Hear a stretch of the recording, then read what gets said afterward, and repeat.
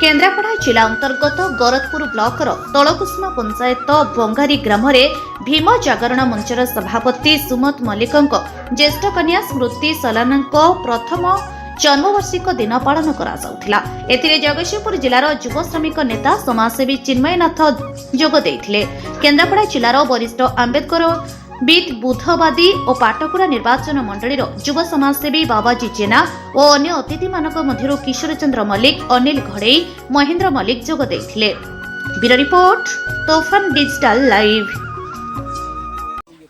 सुमंत बाबू जे कि आम संगठन रे आगधाड़ी जड़े सान भाई भीम जागरण मंचर संगठन मुख्य दायित्व आज केन्द्रापड़ा जिला जगतसिंहपुर झील प्रथम वार्षिक जन्मदिन समस्त अतिथि मैंने आज सभार उपस्थित अच्छा। आज आम जन्मदिन पालन करने अवसर में आम प्रथम महात्मा आमर गौतम बुद्ध बाबा साहेब डॉक्टर आंबेडकर पादपद आम धूप देलु।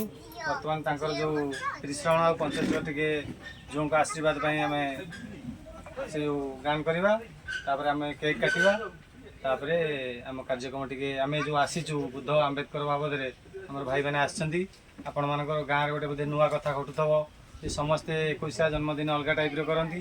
सुमंत बाबू ये जन्मदिन